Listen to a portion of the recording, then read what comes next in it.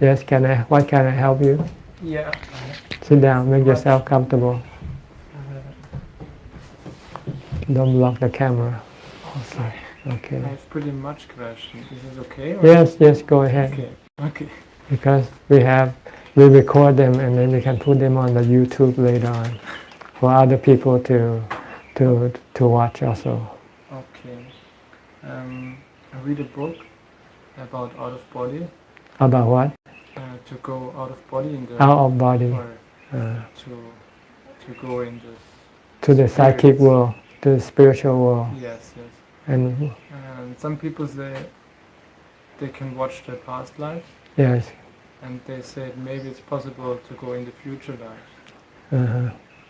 Is it possible? As far as recollecting past life is possible. As far as future, since it's not happening yet, I guess people could only project, which could be, if you have the right kind of knowledge, you can project what the future will be like. Like the Buddha, he couldn't recollect his past lives, and he could project what the future of the world will be. He will see that the world will decline in spiritual interest. People will be less inclined to do spiritual things. People will be more toward physical things, material things. And the world will become more problematic, more trouble, because people will start fighting for material things. And eventually people will end up killing each other. All will die.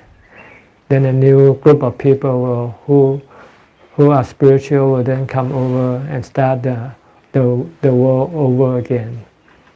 So this is the cycle of human evolution in terms of the spiritual thing. It will rise to the top, and then eventually it will come down to zero. Like the top is during the time of the Buddha. During the time of Buddha, there were many spiritual people. They were interested in the spiritual thing. With spiritual thing, you live in harmony. You don't hurt. You don't kill. You don't hurt other people. So people live in peace and happiness. But as soon as people start to stay away from the spiritual and start moving toward the physical, the material thing, then they will start to be fighting, because they will competing to acquiring more material things, and they'll be less kind, there'll be more cruelty. They will start hurting each other more and more in order to acquire what they want. See, and then eventually they'll end up killing. It's like we have 2 world wars now. We're going to have more world war. Eventually we're going to have a big war that will kill almost everybody, except maybe a few people left to restart a new world again. But if there is no time and no room, why is it not possible they said maybe it's possible that they say all the lives are at the same time in parallel universe. All the spiritual life are never destroyed. See, your spiritual part is never destroyed. It's only your physical part is destroyed. Once your physical part is destroyed, your spiritual part can exist without the physical part. And when the right time comes, then you can also get a new physical body again. So this world is not the only world where it can support a physical body.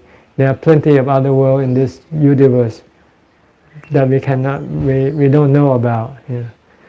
And the spiritual part of us can go to any part of the universe without having to use a rocket. It can go by the speed of thought. You know? Yeah. So there will always be this physical world with spiritual being possessing this physical body. But this physical body is temporary. He can only sit for maybe a few years, then he'll die. Then this spiritual part of us then will go look for a new physical body and go on and on until you meet an enlightened person like the Buddha. The Buddha said you don't need to have a physical, you don't have to need to have material things to make you happy. You can be happy by meditating. So once you know how to meditate, then you don't have to have anything to make you happy. You can just have the meditation to make you happy. Then you don't have to be born again, to have a new body. Because having a new body is a burden. You have to feed, you have to look after your body, and then you have to pay the price when the body get old, get sick and die. So it's better not to have a body and can still be happy.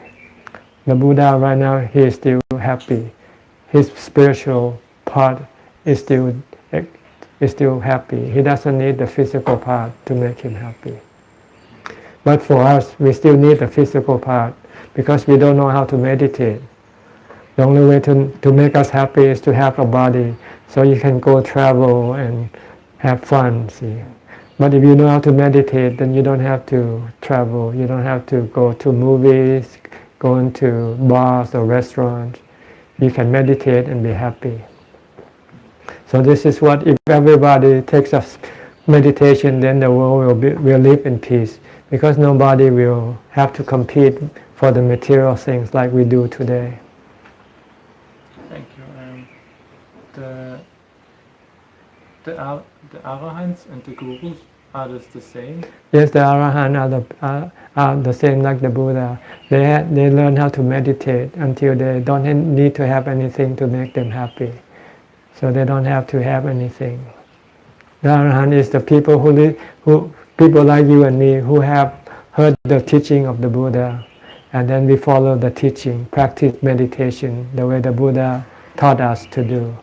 And once we have accomplished this practice, then we can become happy spiritually without having to have any physical thing. But in the Hinduism, the highest people, are they enlightened? Is it the same, or is it a different? Well, I don't know much about Hinduism, so I cannot answer this question. I'm sorry. Okay. Do you know what the Kundalini energy is? What? The Kundalini energy. No. Okay, it's also Hinduism. Because I cannot choose at the moment between Hinduism, Buddhism, Taoism. It seems like it's not so much different. No, there are some slight difference. Basically, it's the same.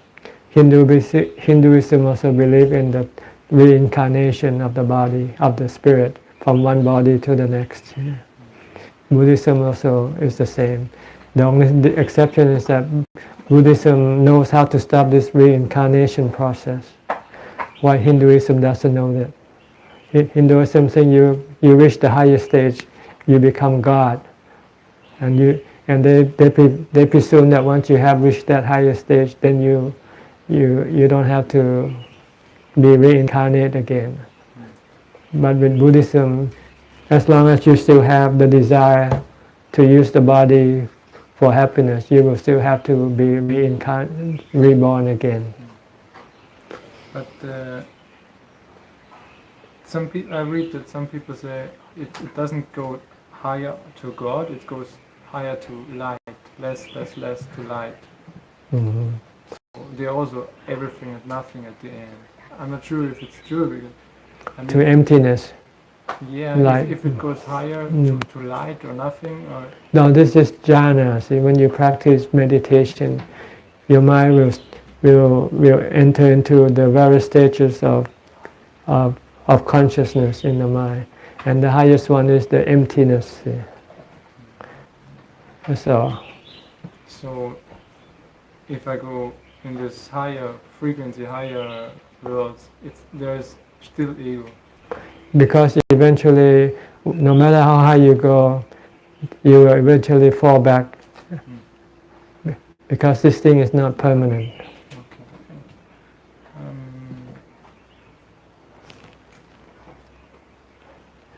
you. Do you practice yoga? Well, meditation is yoga. We concentrate on our movement when we doing things. We focus our mind on what we do. Our goal is to stop thinking, because when we think, we start to have cravings and desire. And when we have craving and desire, we feel restless and agitated and not happy. So if we can stop our thoughts, then we can stop our cravings and desire and get rid of our agitation and restlessness and unhappiness. This is the way how we make ourselves happy. And if we want to be completely happy, we have to sit still and meditate, focus on the breath. And when the mind stops thinking, stop craving, desiring, then the mind becomes very happy. Then you don't need to have anything. Every time you want happiness, you just meditate. Before you can meditate, you have to practice mindfulness first. Control your thoughts first. During your activity, during your movement, keep controlling your thought, not to let your thought go away from what you do. If you're drinking, just watch your drinking. If you're eating, just keep watching your eating. Don't let your thought go somewhere else. Be with your body.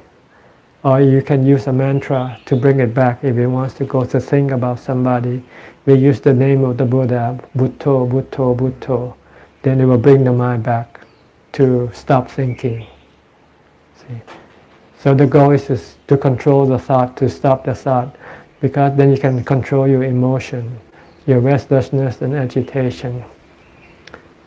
And then you'll find peace and happiness.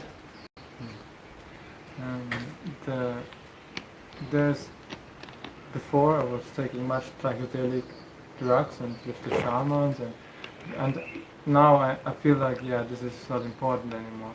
But there's one thing, it calls Neo 5-DMT, and if you smoke it, you go immediately, you cannot control anything anymore. You just fall, and you cannot think anymore, you cannot move anymore. You're in a place, you're just flowing with the energy, I think, I don't know. And I was feeling it 1,000 times stronger than this world. And I was feeling everything and nothing at the same time. And it's very hard for me to let this... Of course it's impermanent, it doesn't help me now. But it's very strange for me that not to be interested in it, because it feels like this is the end for me. There was nothing anymore. I can't not think. It cause you to die. So this is not the right way to go. That's all. The right way is the way of spiritual control. You don't need any drugs to do this, and you achieve the same result, better result. You will find peace and happiness inside your mind. Yeah, that's the strange thing with this, because this is DMT. Every human produces it, every animal, and the most of the plants. So it's like everywhere. And if you smoke it, you go on this point, but 10 minutes later you are completely normal, because your body knows it exactly. You just put it away. So your body, it's like water for him. Adjust. He don't care. The body, it's really not bad for him. So it's like normal. It just holds 10 minutes. It feels like you go to the end of the whole universe and nothing, everything at the same time. And 10 minutes later I come back. Yeah. Of course it's impermanent, and of course I know I have to go this way from my own. It doesn't help me so much, but... Right, because you still have to rely on them to make you reach that stage. And when you don't have them, then you cannot reach that stage. So you can be in bad, then you feel bad when you cannot get to where you want to go. But with meditation, you can always go there. You don't have to rely on anything. You think I can go in this place with meditation? Yes. The best place is meditation. The best way to go is meditation. And the Buddha got there. He called it nirvana. See. You think it is this? Because I was also thinking after this I was thinking there is no room, no time. It's just a temporary nirvana for you. But why are there so formation and geometry? Why is this still Just the working of the chemical on your brain, I think, that create all these images in your mind. But It's it's something. just look at it as anicca, it's temporary, Okay. and if you become attached, you can become unhappy when you cannot have it. So it's better not to be attached, not to rely on it to make you happy. No, of course. Okay.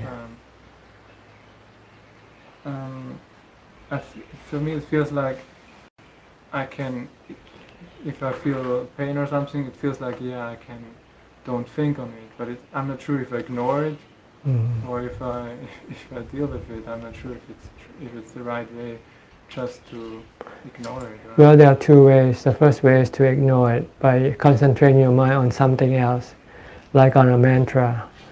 Then the pain will not disturb your mind. See, the problem is not the pain, but it's your mind reaction to the pain. See, so you must somehow control your reaction to the pain. The easiest way is to use a mantra to focus your mind on something so that you can forget the pain. But this is only temporarily. As soon as you start thinking of the pain, you'll start reacting to the pain again. The second way is to teach the mind how to react properly. You can react properly to the pain and it will not hurt your mind. The way to do that is just to leave it alone, watch it. Just be an observer, not a reactor. Just don't react. Just accept the pain for what it is. Then your mind will not be hurt. To do this, you have to have strong mindfulness. So I should let him come to me and watch him just? Yeah, if you can just tell your mind to just watch. Just leave it alone. Then it will not hurt the mind. But as soon as the mind wants to get rid of it, then it will hurt the mind. So when you start to want to get rid of it, then you have to use a mantra and say Bhutto, Bhutto, Bhutto, Bhutto. Then you can stop the mind from reacting. Then you can just stay with the pain without getting hurt. There was a time this chakra here was pumping very strong. And at the moment it doesn't help me because I see all these things here in the air. Mm-hmm. I'm not sure if I should close it, if it's possible. Just leave it alone. Just be mindful of what you do. Okay. Especially your mind. Be mindful of your mind reaction to everything. Your mind should not react to anything at all, good or bad. Just know. The mind should only know. Don't react positively or negatively, because it hurt the mind either way. When you react positively to things you like, you become happy, but as soon as the thing that you like disappear, you become sad. If you don't react positively, when what you experience disappear, it will not hurt you, see. Or if you react negatively to the things you don't like, you are hurt right away. Like when you're painful, when your body is painful, you want to get rid of it. And if you cannot get rid of it, you are hurt. Your mind get hurt. But if you just leave it alone, okay, let it come, let it go by itself. You cannot control them. They are part of nature. You cannot control nature, right? You cannot control the rain, the sun. So everything else is the same. Your body is part of nature. Your pain is part of nature. All you can do is to live with it. Then you will not be hurt. The way to be able to live with this thing, you have to know how to meditate first. How to make your mind to become still, to not react. Once you know how not to react, then when you come across all kinds of things, you can just teach the mind just to not react, just to be aware, just to know. Then your mind will not be hurt. Your mind will always be happy, regardless of what happens, what comes or goes. Thank you very much. Is that all the question? Yeah, it's all. Very so fast. Far. I was not thinking that. Have you been exposed to any part of Buddhism? Yeah, I was I was now the last 1.5 months in monasteries. Where in Thailand? In Wat Yannasangwararam Wat Yannasangwararam. Okay. and other monasteries, I don't know the name. Mm, People drive me everywhere, I see. and in some Suan Mok. Did you say for the 2 weeks meditation? Yeah, 10 days. 10 days meditation. Yes, yes. Or you keep quiet and you Yes. practice. Okay, good. You like it? Yeah, it was a little bit much for the beginning for me, Uh, but You yeah, want to stop your thoughts, see? yeah, they're going crazy in these 10 days. I was not thinking the other things so much. Because you want to think, you want to talk, you want to engage, you want to react. Yeah. But if you can restrain this reaction, you'll be much happier. Yes. So try to meditate, try to control your reaction. Yes. Thank you very much. Okay. I have some books on my teaching in English. You can go take a look at that building there. It's on a shelf, and you can pick up whatever you like. Oh, thank you very much. Okay. And you're from Austria. Yes, Austria. How long you been in Thailand? 2 months. 2 months. Right now I have 1 week more. 1 more week. Then you're going back to Austria. Yeah, but I'm not sure. Not sure. If it's okay, maybe I can stay here. Maybe you can talk to the monks. We have monks coming to have drinks about 4:30. But it's okay. Should I come tomorrow, or is it okay when I? Okay, now you can wait 4:30. You can talk to the monks, and if you find it good for you, if you want to stay, you might be able to stay. Okay, thank you very much. Okay. So today you should ask for the information, what you need to have or what you need to do here. Yes, yes. Okay.